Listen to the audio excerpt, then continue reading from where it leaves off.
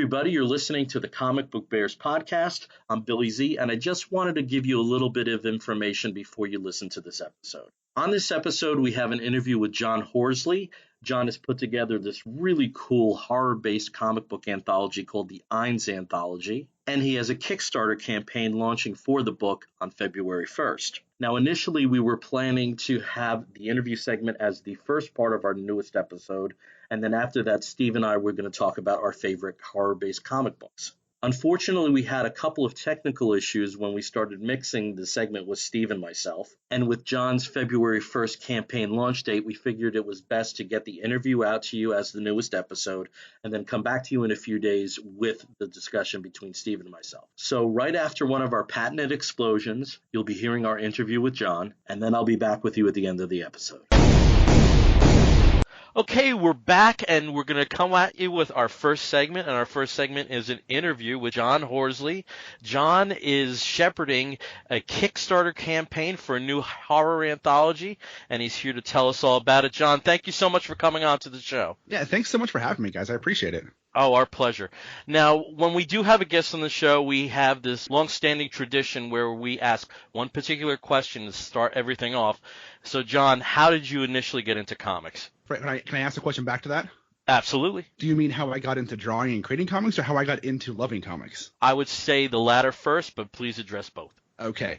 So I started getting into comics as a kid. I was the kind of kid that didn't want to read growing up. I thought reading was for nerds and was dumb. Even though I was a huge nerd my whole life, I was like, no, I'm not some book nerd that reads books. And then my dad was like, fuck it, let's buy comics for him, see if that works. You know, nothing else is working. So he bought me some Batman books, and he came home when I was like probably 9, 10 years old, and he brought me home a stack of Batman books. And he's like, here, try these out. And I'm like, all right. I mean, I knew who Batman was. I watched cartoons, you know, and stuff, but whatever. And so I started reading them. I was like, oh my God, these are amazing. These are great. And then my uncle gave me a copy of Teenage Mutant Ninja Turtles. I always fumble on that phrase all at once. TMNT for short. Okay. He gave me a copy of number 2 of the original series. This was like in 1991. So number 2 was, a couple years old and worth some money. And he's like, here, try this out. And that was my first foray into like darker, more adult stories. And then I got to reading Batman and Turtles and Wolverine and Superman and getting into X-Men and stuff. And the X-Men cartoon came out, and the cartoons for X-Men and for Batman got me to read more comic books, where by the time I was in high school, I was like, had 4 long boxes of comics I had bought and read in my life, and was living up, like wishing, man, when are we going to get comic book movies that are good? That whole thing. And that just put a lifelong love of comics, because my dad grew up reading comics when he was a kid, and he collected them throughout the 50s, 60s, and 70s and 80s. And so he always instilled in me this like love of these superheroes. But then comics got me reading to where I was actually reading. Then I started reading books after that too. And then I took a break from reading comics and like drawing. I was always drawing, but I took a break from drawing and reading comics for about 4 or 5 years when I tried to be a rock star in high school and college. So I was like, I'm not going to read comics anymore. I'm going to go be a rock star. So I went and I joined and created some bands and recorded some albums and did some tours and stuff, and did that for about 5 years. And then after about 5 years, I was like, man, this isn't paying worth shit. Yeah. I need to get a real job. So I went and opened up a comic book store with my sister, and an online store where we would buy from Diamond and buy from collections from people around the Pacific Northwest, and go through and sort them out, make sets, and sell the high dollar books. And like that kind of reinvigorated me back into comics. And like I did that for about a year and a half, and I was like, you know what? I bet I could do this. I've always been artistic and creative, and I'm a creator. I write creative stories all the time. I can do this. So mid 2002, I decided to take my stab at writing a comic book with, never having written an actual comic book for my life, and not really doing any research on how to write a script for a comic book, just kind of like thinking, how do I think this should work out? So I started writing a comic script about this character named Y2 Christ, who was like ridiculous, and he was a superhero who fought in the nude but had no genitalia, and he fought a supervillain named Kapowie. I mean, it was the dumbest thing in the world, but I thought it was great. And I wrote the script. I got about halfway through it, and I was like, and halfway through drawing the pages, like inking them, coloring them, everything. And I was like, no one's going to read this. This is stupid. I need to figure out what I'm doing before I get into doing, like, actually creating and writing and drawing comics. And then I discovered webcomics. And I was like, because back in 2002, 2003, webcomics were a relatively new concept. So in 2003, I launched a webcomic called Y2 Christ Light, because I'm not creative that back then, apparently. Which that was basically a comic strip, but in comic book like sequential format, where I basically just made crude jokes at my friends. So I made all the main characters based around my friends, and I even used their names because I, again, not very creative back then. And I just took it and I used it as a platform to like make jokes and like, make ridiculous, stupid commentary on the world. And I did that for 13 years through various webcomics. And throughout the whole time, I was doing like some commissioned artwork here and there, doing some art for people here and there, getting stories published in anthologies or short story collections, around the world and stuff. Well, by around the world, I just mean by people from around the world, not like around the world like I'm a big deal. But in 2016, I started working on this book, and that's when I got really, really into like the sequential format, storytelling more, because I had been doing comics for 13 years at this point when I started working on the Eynes Anthology, but I've been doing, gag a day or humor-based strips where it was still sequential art, but the focus was more on the humor versus on the actual artistic storytelling.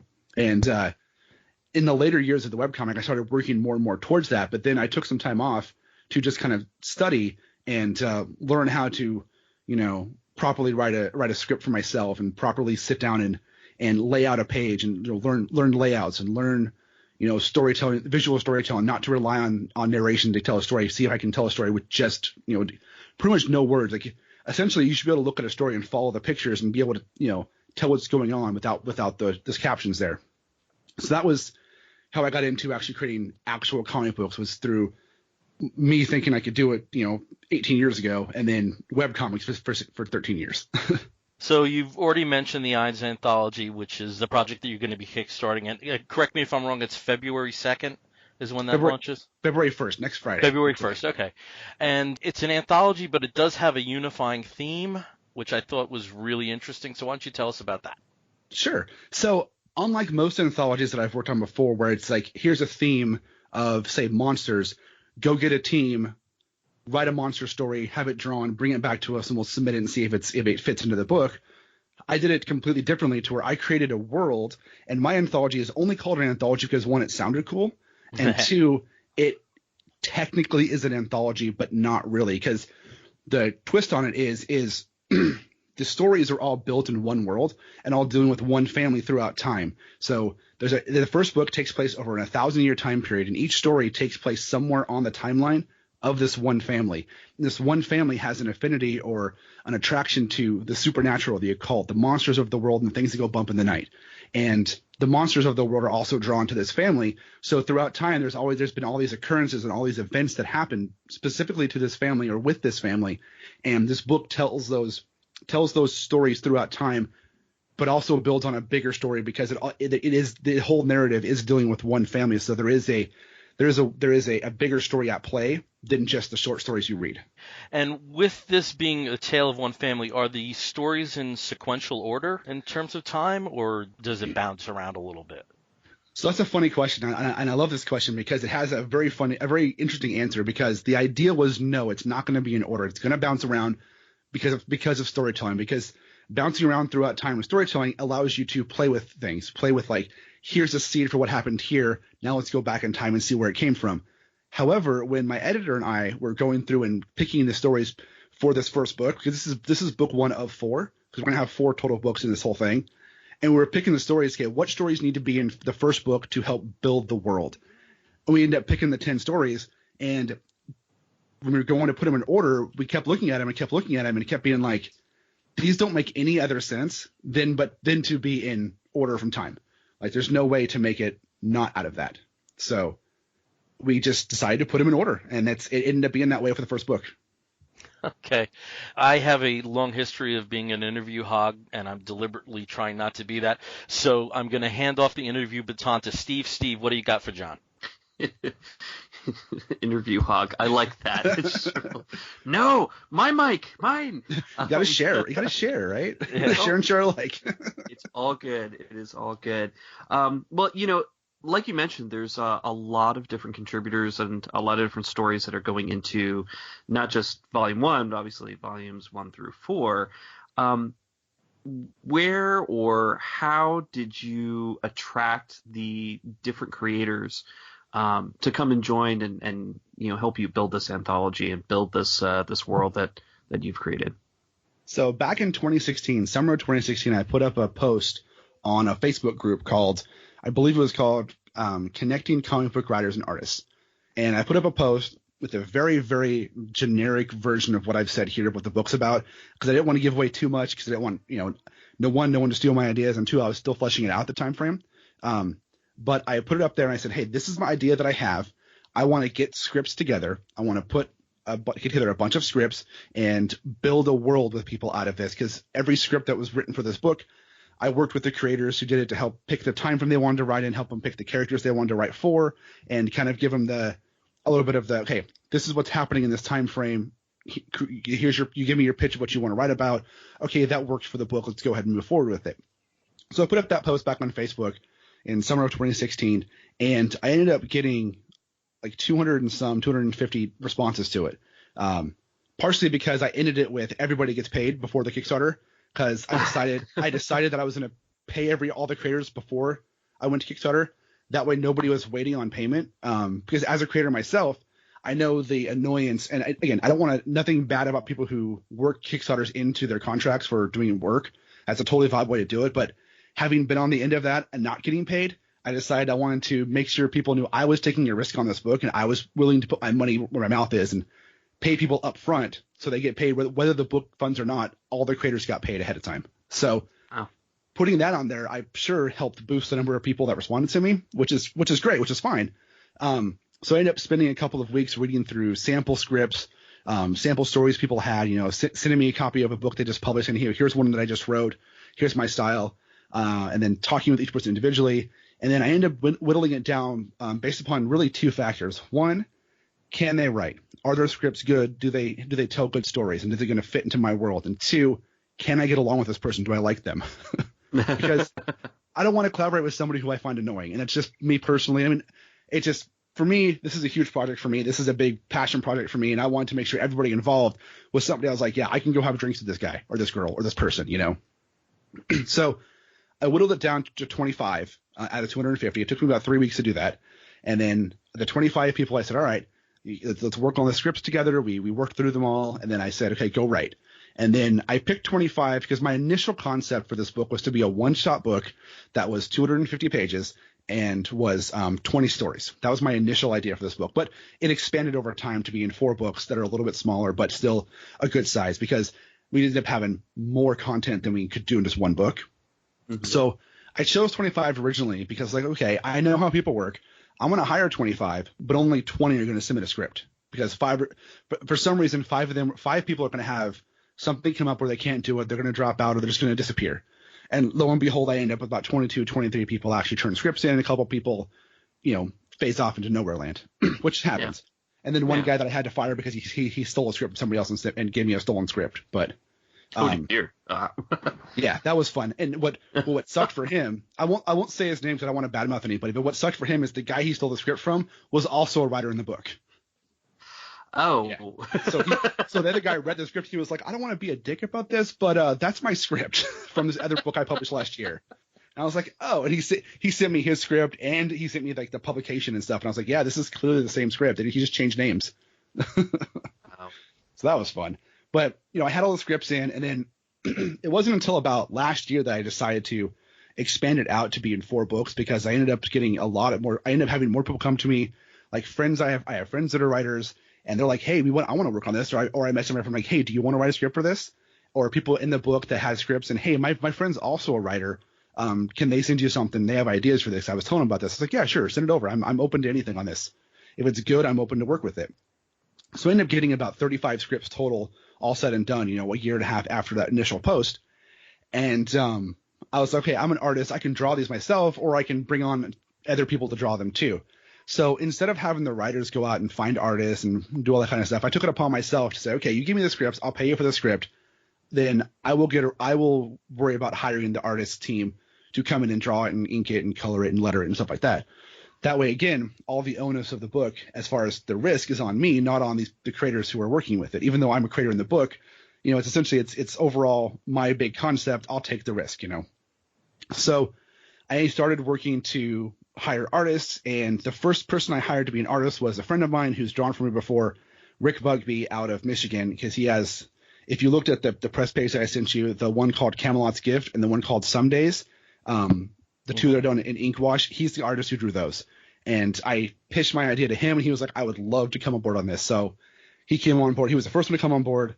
And then I thought about making a post in the same forum, saying the same thing, but I decided I wanted to be a little more choosy and selective on the artists. I wanted to go and like find people that I thought I could marry the script to, and they would, do an amazing job, not just hire anybody, but I wanted to find people who I could look at samples and see stuff and go, okay, their style, the way they do storytelling will really, really fit this script. I wanted to be in charge of that because I'm kind of a control freak sometimes. So I went around, I started following some boards online, started following some groups on Facebook, and I would wait and see people who would post their samples looking for work, or I would go look on Twitter for people who were posting stuff for their art, or people on like Reddit or wherever. And when I found someone, I was like, oh, this is good, I like this. I'd message them and say, hey, here's the idea that I'm working on. Are you interested? Let's talk page rates and see if we're anywhere in ballpark of what I can afford to pay you.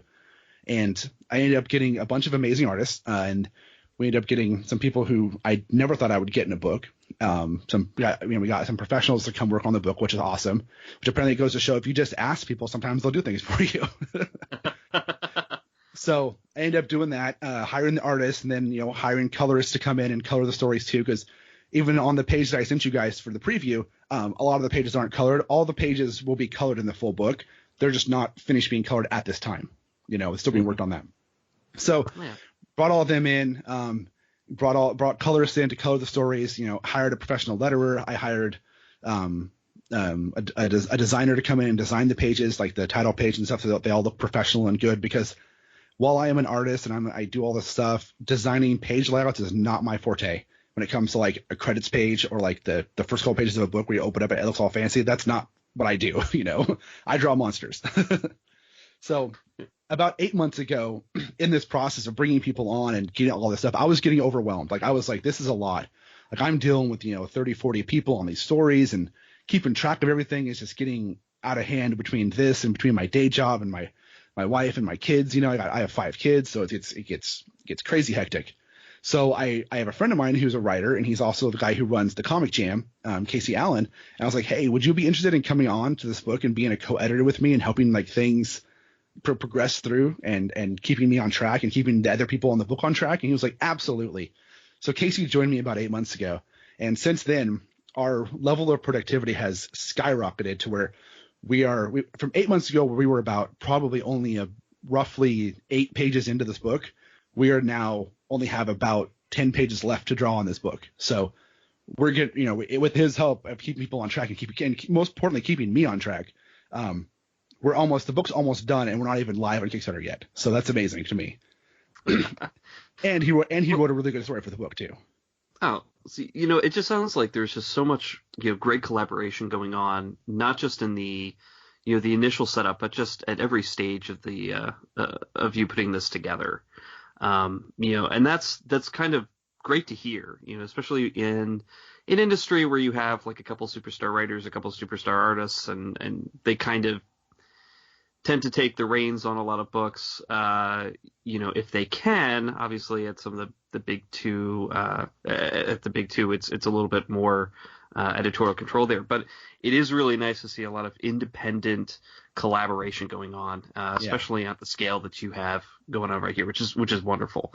And I also notice, just looking through the press packet and kind of reading through what you have here for people who are interested going in and checking out a little bit more details on the Kickstarter page, and we'll give that link a little bit later and also put it in the show notes. It looks like you wear a lot of different hats as well. I mean, you've got writing credit, of course, on several of the stories in there. You've got artist credit, you've got lettering, you've got coloring. Obviously, you've been editing this together as well.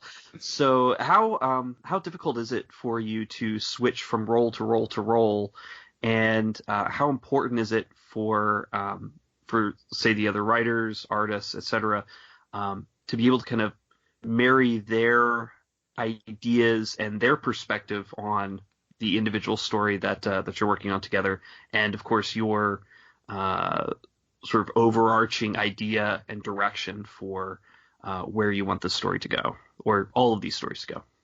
That is a really good question. So first, I'll tackle the second part of that question first. As far as working with the creators to make sure their vision is also seen through my vision, I was very open with them that I wanted each person who worked on a story to give it their own flavor to it, right? I wanted everybody to add something to the pot. I did not want to say, okay, be strict with this. You have to do it this way. You have to follow these commands or whatever to ink it or to color it or whatever. I wanted to say, okay, this is what I'm looking for the book. This is the overall tone of what the book is, and this is the overall story we're going for in the end. Whatever you can do within that realm, which is it was a pretty big realm. I pretty much gave him pretty much carte blanche on creativity to make it work. We can fit into that. We're good. We're solid and we're golden, because I wanted to make sure that each person who works in the book is represented not just in their name, but also in what they added to it. So for me as the creator, what's funny is I actually had a story that I drew all the pages for. Now I have one in this one, but it's the story that I have in this one that I wrote and drew and my wife lettered for me. It's not really a comic book story. What it is I'm basically digitally painting 9 images, and then she's writing narration over it. Right. So it's not really doing a comic story. It's just a series of images that's going to be put together to help tell an overall story for the book. But I did originally have a story here that I drew the 6 pages for, but because of the flow of the book and us deciding that we wanted to move things around to make the first book be more standout, and by standout I mean be more I was going to say be more better, which is horrible English, but to be better at telling the initial stories and building the world. Because the first book selection was really very much about what stories build this world, even if they're not connected themselves. What helped tell you by the end of the book you understand what this world is. And it turned out the one that I drew didn't fit that bill, so we pulled it out and brought another one in that did. So, it was very easy for me. I'm not the kind of creator that works that's going to have a book like this or any book that I work on and say I have to be in this, I have to do this. I just so happened to be working on the stories that I did, and they get pulled in. Every story we put in his first book was up to a vote between me and the editor on which ones between this one and the other ones that we have done ready to go, which ones we put in. We decided which ones were important to come in. I was actually surprised that the 2 stories that I wrote made it into the first book, even though I'm the creator and editor of it, because I didn't think they were. I thought they would be better like second or third book stories. But Casey, my co-editor, he came back to me. He's like, he made a very good long-winded email to me about why those 2 stories needed to be in the first book. And after I read that all, I was like, you made a lot more connections to these stories than I did writing it. I love it. So they got, that's the great thing about having an outside perspective or another partner who can kind of take the same sort of reins that you do, but also kind of look at it from a completely different perspective and just say like, hey, you know what? This actually, I can see the connective tissue here. Right. This works really well at this stage, and then we'll move something around for book 2, book 3, book 4, exactly, to kind of fit all the pieces together. That's pretty cool. Yeah, because if it was me, I would have pulled both those stories that I wrote and put them in book 2 and book 3 separately, and put other ones here. But he it's funny because he really fought for those 2 stories to be in. And I was like, no, let's pull them. We went over that in email and chat for about a week, and I was finally like, okay, I see your point, we'll do it. But yeah, it's been working with the creators and giving them freedom and seeing. One of the best parts for me about giving them freedom off this thing I created and having them write and draw and color and create in these worlds is seeing what comes back and seeing what ideas they can get off of what I've told them. Like it's like sending your baby off to college, having him come back and being a full grown human being like, oh my God, you're a human. You have a full grown everything. You know what you're doing now. It's really cool. That is neat. And that's a good metaphor too for it, because this is your baby. Ultimately, yeah, like this is your baby, but by having all this other input and having these other creators sort of bring their own spin and their own take to it. And again, like you said, you had mentioned a little bit earlier, how there's really a big international group of people that are working on this. So you do get a lot of different perspectives that maybe somebody in the U.S. wouldn't really necessarily immediately look at or want to show. So that is pretty neat. Yeah, it was actually really important to me when I first started hiring people, specifically writers, was to get people who weren't all, and for lack of a better term, weren't all just straight white men. Like, Yeah. It was important to me to get a bunch of people from every walk of life that could tell stories in here. And I mean, I don't want to say that was a contributing factor to who I picked, but it was, right? I wanted to make sure that I had more than just one voice in this book. No, that's great. And actually, Bill, feel free to jump in here as well. But I mean, that's one thing that we find, when we've talked to a lot of creators, when we've talked to a lot of other fans as well, it's that ability to kind of share ideas and share that creative spark.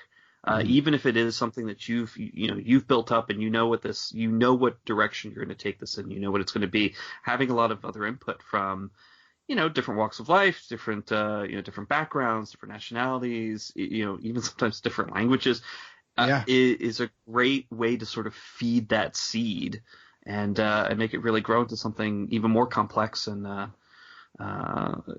even a better way of showing something that already was great, but now it's even bigger. It's even greater, which is pretty cool. Yeah, and I'm a big fan of creativity comes from everywhere, and everybody from every walk of life can create things differently and have their own voice and have a voice that can resonate with everybody. And just, the fact that in this book I've got, people who are, black, white, Asian, straight, gay, non-binary, from the US, from Nigeria, from Australia, and all over the world and all walks of life. It was like, part of that was by happenstance, and part of it was like, kind of making sure I had people, this person's from a totally different walk of life than me. Let's see what they can offer. And it turns out, you're an amazing writer, and bringing them all in and then getting it back. Case in point, T.S. Black, the guy who wrote Something Borrowed, he's a writer out of Nigeria who got looked over a lot because he's from Nigeria, right? Like, he would tell me stories where he would apply for writing jobs and people would see his name or see where he's from and just ignore it. Like, he would call back and he's, no, we went somewhere else with him. And I was like, no, I'm not going to do that. Let's see what you got. And he sent me some samples and I was like, no, dude, this is solid. This is good. And he wrote this script for Something Borrowed and he sent it back to me. And I was like, dude, this script is not only creepy and like, it just builds. It's one of those like slow burn stories, right? Mm-hmm. So it starts off and it's like a conversation in a room and it builds and it goes. And then by the end of the story, you're like panting in heavy breath because it just built up so big. I'm like, this is amazing. And then Dennis Torona out of the Philippines drew that one for us, and he captured that resonance of the pace of what the script was telling, and that pacing of the script where it's kind of a slow burn, starts slow and just builds and builds and builds. Each panel builds on the last panel, and by the end of it, you're like, oh my god, the art reflects that, and it was just like the perfect marriage of those two. That's great, and I'm going to jump this back to Bill, but I did want to mention one thing. Maybe throw it out there as well. Horror specifically is one of those genres that means so many different things to different people, especially when you look at different cultural traditions. Yeah. What is terrifying for, some people may not be scary in the same way, but it's amazing how many of these styles can blend. And when people are exposed to a different horror tradition, it can awaken sort of like a new love for that genre, or, just kind of a greater understanding of the genre. And I think that's really a great thing by having a lot of different inputs, is that you kind of get those styles, even though you have the central story, the Eynes family, from all over the world through, 1,000-year time period. There's a lot of stuff that can happen, but also, seeing that perspective from somebody else, especially with a different horror tradition, it can kind of change that. Like you said, there's a creepy slow burn, and maybe you might have one that's a little bit more visceral and gory, or something like that. Just it's really cool. That's really interesting. And I'll throw it back to Bill. I monopolize too much, so. Well, a question I had, and this is coming a little bit, John, from seeing that you're based in Seattle, and as any true crime aficionado would know, there's a particular darkness in the Pacific Northwest. I was just wondering, in terms of geographic perspective, do we see different locales in the anthology, or is there like a centralized locale that the family is based out of? So there's a centralized locale that the family, there's a family manor, right? There's a family mansion, right? Because they've been around for thousands of years. which is located in London, right? Oh, well, not in London, but in England, outside of London. But most of these stories take place in the U.S., but in various parts, because a lot of them take place in the South, and then some take place up here in the Pacific Northwest. And the way that I built where the characters are is because it takes place over time. Depending on what time frame that story is in, would help dictate where it was at. Because people migrated over to the U.S. in certain time periods, and people migrated up to the Northwest in certain time periods. So, like a story that takes place in the 1980s would probably, would take place, in the Pacific Northwest, whereas a story in 1640 is going to take place either in England or in the Carolinas somewhere. So where the stories take place is very particular to what time period it takes place in, and the fact that with the Eynes family.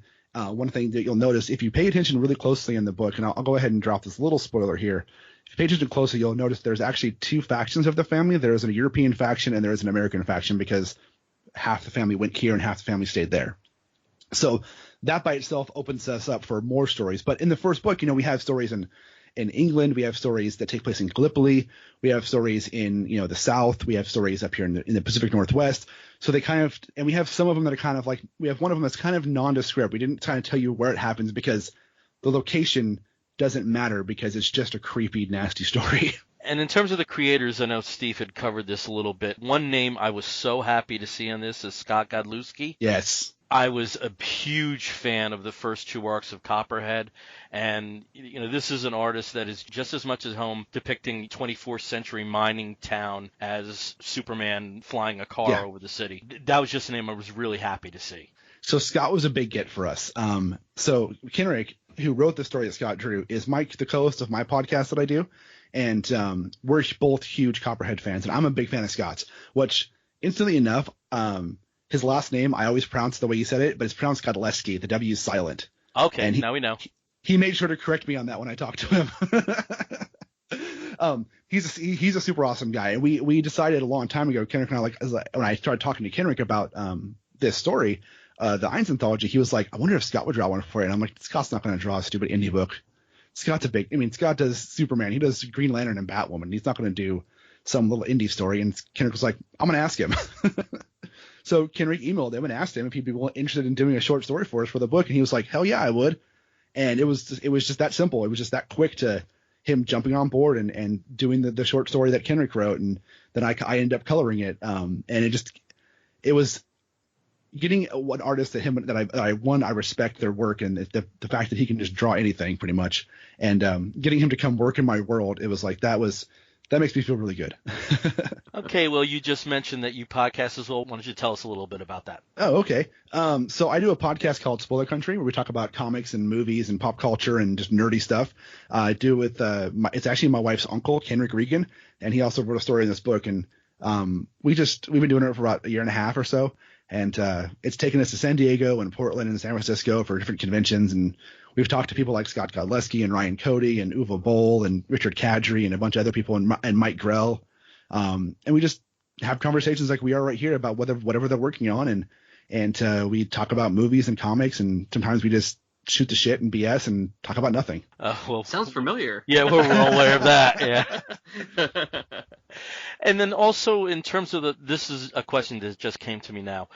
Since you were collating all of these stories, when they were coming in, was there any one that, I know sometimes when you're reading a book that genuinely scares you, that you have that moment where you just have to step away for a second. Did you have any of those kind of moments with some of the contributions that you were going through? I would say not scare, but creep me out and left a dirty taste in my mouth after I read it, but in a good horror way. Yeah. Would be the story called The Wanderer by Michael Tanner.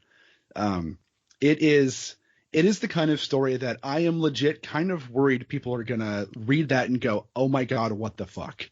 And because it is a dark, dark tale, and it's not a full story. It is just a snippet in time of this one character named Gibson Eynes.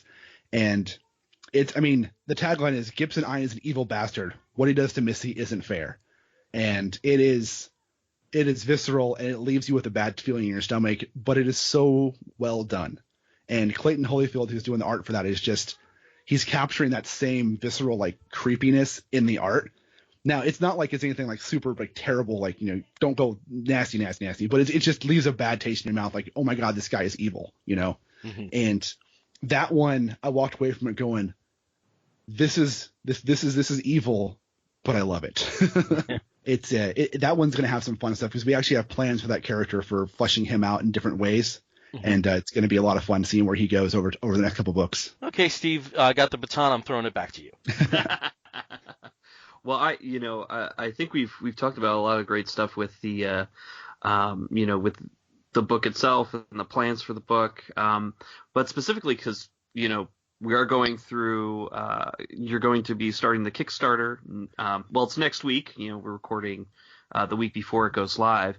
But what are some of the levels of support that different people who are interested in in giving you guys some Kickstart support, what can they what can they contribute, and then also what are some of the potential prize level, not prize levels, but you know what I mean. Like, it's a prize. It's a prize. Yeah, good question. So we have it set to where to get a digital copy of the book, it's $10, right? To get the digital download, it's $10 for the book, which gets you the book, any digital rewards, anything we add to the campaign that's digital. Like if we decide to add, other digital copies of other books, that same $10 will get you the same everything digital. And then for $20, you get the actual physical book. It'll come to you with it and any other rewards we add down the line, like, stretch rewards, or if I feel like being generous and throwing stuff in, which I probably will because that's just what I do, will come at that level. And you'll also get the digital book and all digital campaigns, digital rewards, for $20. We have a sketch cover variant. So this is actually a trade paperback. It's a graphic novel size book, but I was able to work it out with our printing partner, Kraken Print, that they do sketch covers, and they can do a sketch cover canvas cover for a graphic novel too. So I can get that, a blank cover that I can, for $50, I will actually do a monster painting on the front of it, either a painting with watercolor or a painting with a marker painting with watercolor and gouache painting. So for $50, you'll get that book with a drawing on the front of it, plus any other, like the print packs we do or all the digital stuff.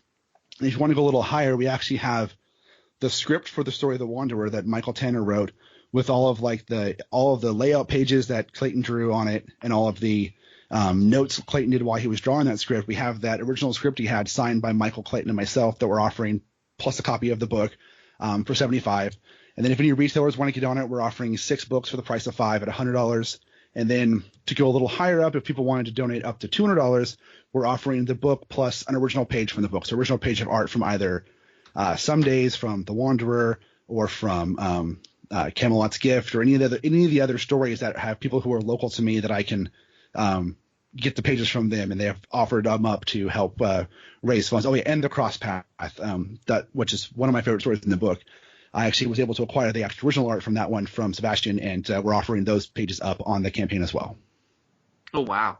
Yeah, I know between Bill and myself, we know a lot of people who love original art pages, so I know that that's a great incentive. And reward. And that was the word that I was looking for, but I couldn't. Reward. There you go. Prizes. Don't feel bad. I couldn't think of it either. Prizes made sense to me, so. And I will probably add a commission level too, because I haven't added. I have a couple of the artists in the team who've offered to do commissions for people, but I haven't added it to the actual background yet. So we'll probably have a commission level too, and I don't know what price it's going to be at yet, because that's going to be depending on each artist and what they charge for a commission. Mm-hmm. And for going forward too, like thinking ahead to book 2, book 3, and book 4, depending on how the Kickstarter goes here, would you like to continue using Kickstarter as as sort of the launch platform for the later volumes, or would you be looking at different ways to put out the other books? Barring some publisher coming and give me some amazing publishing deal, which could happen, right? But it'd be wonderful coming with a publishing deal and a distribution rate and stuff like that. It'd be awesome. But however, I like the freedom of Kickstarter. I like the fact that I'm in control of everything, right? It means all the marketing is on me and all the distribution is on me and everything is on me. But at the end of the day, if it works and if it succeeds, it's a huge, like, oh my God, I did this thing, And the freedom of Kickstarter and the ability, the direct connection with the people who read the book and the people who buy it from you is I love that. I love that a lot. So our current plans are for the next, we have 4 volumes planned out, as I mentioned before. Our current plan is to try and go to Kickstarter every 3 to 4 months with the next volume.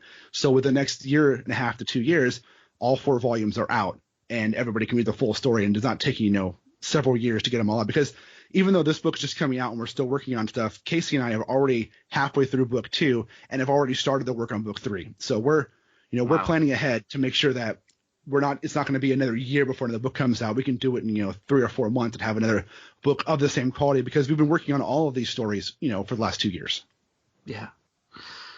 No, that's really cool. And the fact that you've already had the scripts, you've already had the scripts in advance, you've gotten everything, you've gotten the art put together for a lot of that stuff. It's, that's really, that's actually really cool. And I think a lot of people who are looking for, a good book to kickstart, to back, something like that, where they can actually see, okay, well, here's the first volume, but there are other volumes planned, and not just planned, but already in the works and already, pretty far along, which is, a lot of times is, and I, again, not to badmouth, some other Kickstart, creators and stuff like that, but sometimes, they're at a very, very, early stage in creating the process. And sometimes, that does last a little bit longer, but, no, this is really great. This is really cool.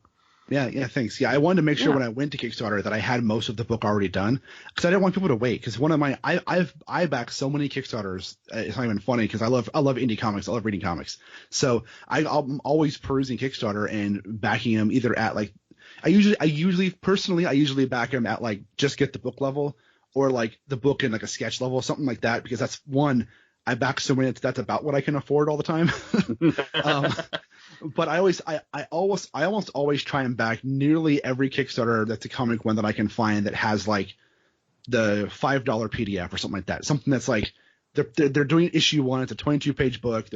They want to fund it, so I'm like, you know what? I'll toss you $5 for a PDF. That's fine, And so I do that. But a lot of them I find that are like, yeah, we're gonna in the Kickstarter, and if we get funded, then we're going to spend the next 6 months making the book. And I'm like, okay, that's one way to do it. But if I pay for it now, I'll forget about it. Like, I get books in the mail all the time. My wife's like, what's this? I'm like, oh, it's a Kickstarter I backed last year, which again is fine, but that's not how I wanted to do it the other way. I wanted to do it going to it with the book ready to go. Mm-hmm.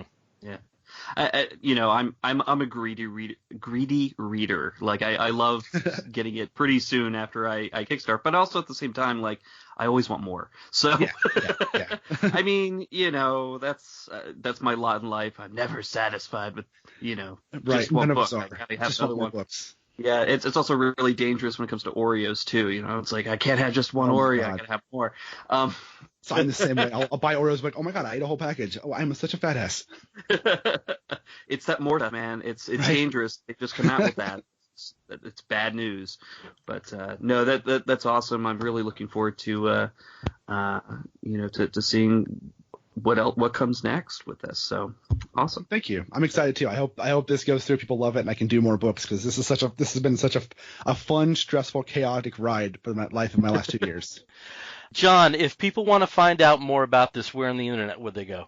They can go to EynesAnthology.com. That's EYNES Anthology.com. And if you go there, you can sign up for the email list, which I'll tell you right when it goes on Kickstarter. Anything future we do, we're going to do updates through there. If you go to EynesAnthology.com/Kickstarter, that link on Friday, February 1st, will auto redirect to the Kickstarter page itself.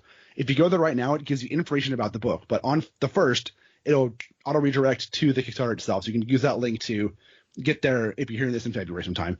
And on that page for the book, or for the Kickstarter, and for the website for the book, you can read all about the stories. You can read about all the creators that are in the book and kind of find out who they are and what else they've done and what the stories in the book are about, and see some sample pages too. Okay. And are there any other points of contact? The Twitter, Tumblr, your podcast, anything like that? Sure. If you want to, the book itself has an Instagram and a Twitter. It's just at Eynes Anthology. If you have any interest of talking to me or finding me on the line, online anywhere, I am everywhere at Y2CL, just 4 characters, Y2CL. That's my Twitter. That's my Instagram. I post art to Instagram. I post rants and stupid things to Twitter. If you want to find my podcast, you can just go to scpod.net, or just search any podcatcher or search Twitter or Instagram for Spoiler Country, and you'll find it there. Great. John, best of luck to you with all of this.